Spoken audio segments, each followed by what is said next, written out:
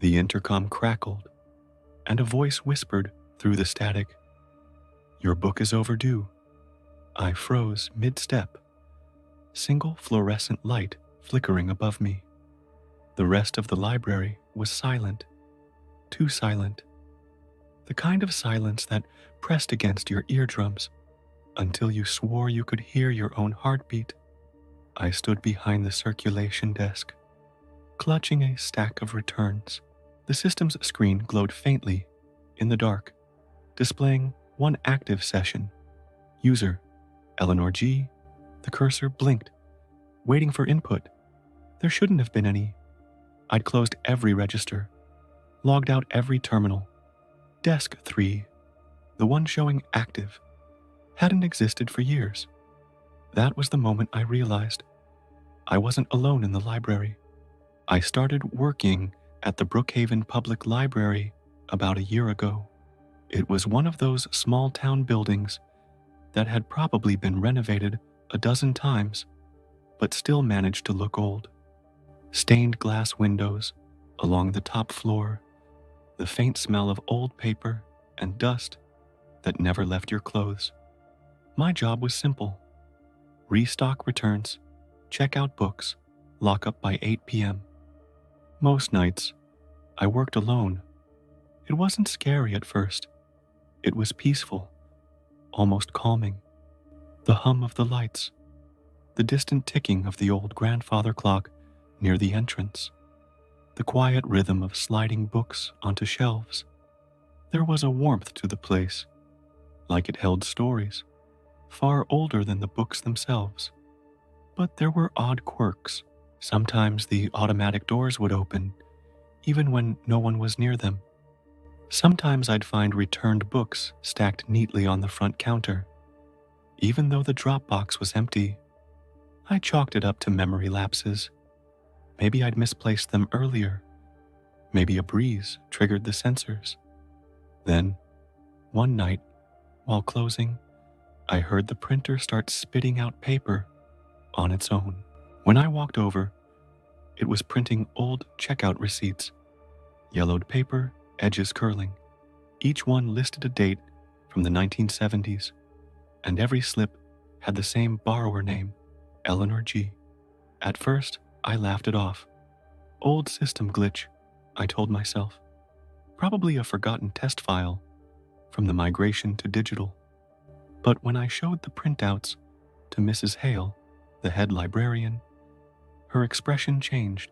She stared at the slips for a long time, her lips pressed into a thin line. Finally, she said quietly, "That name shouldn't be in the system anymore." When I asked why, she said she'd tell me later, and she never did. That was the first night I noticed something strange in the CCTV feed. On the monitor, I saw movement. Someone walking slowly down the poetry aisle. A woman, her hair pulled back, carrying a small stack of books. I called out, thinking maybe a patron had stayed behind. But when I reached the aisle, it was empty, except for the wet footprints leading right up to where I stood, and then stopping. The footprints were small, barefoot by the looks of them, and wet enough to glisten under the fluorescent lights. They stopped just inches away from my shoes, as if someone had been standing face to face with me only seconds before.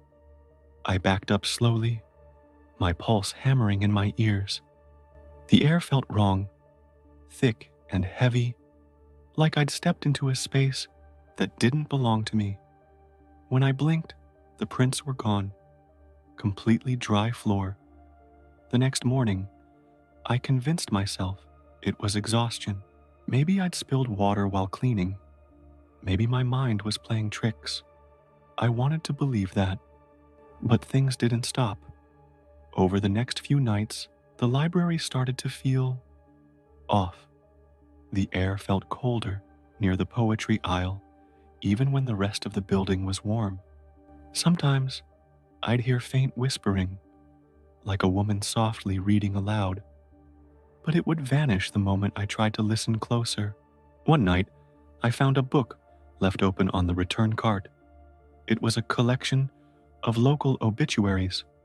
The page was already marked, with a name circled in red ink, Eleanor Graham. That was the first time I realized Eleanor G wasn't just some glitch in the system. I told Mrs. Hale again. She sighed and told me not to worry about library gossip, but she said it in a tone that suggested she was hiding something. The next evening, she left early, handing me the keys. "Lock up tight," she said. "Don't stay past 8. That night, I finished shelving the last few books and sat at the front desk to run the system shutdown.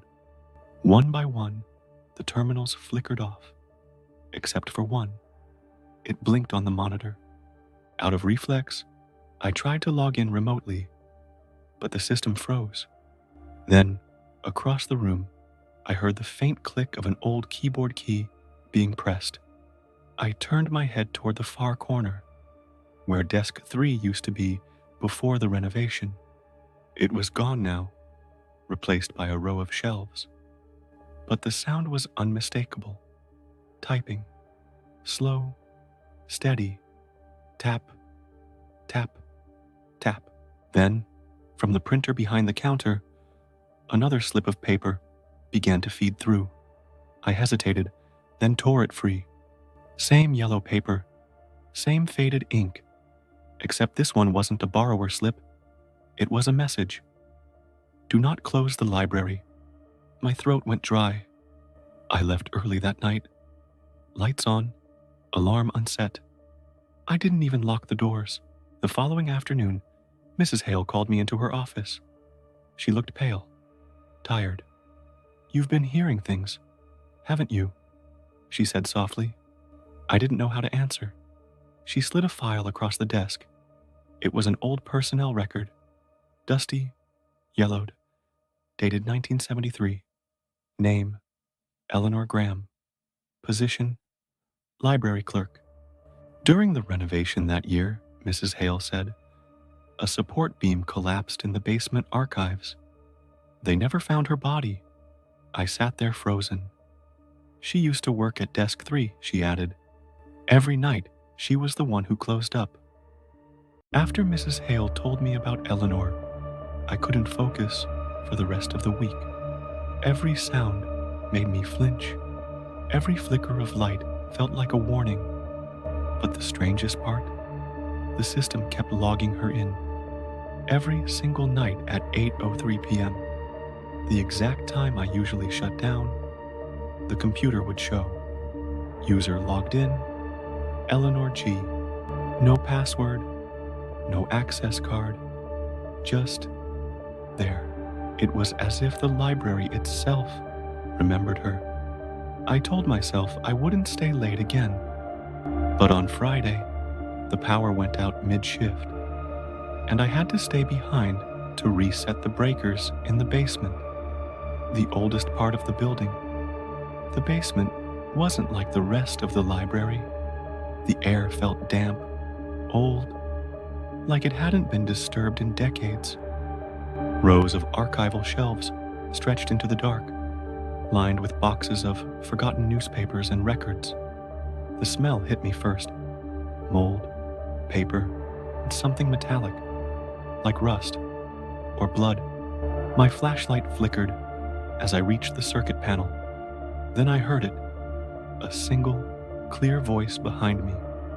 Soft, female. "Did you bring it back?" I spun around, the beam of my flashlight cutting through the dust. No one there, just shelves. Then, something moved behind them.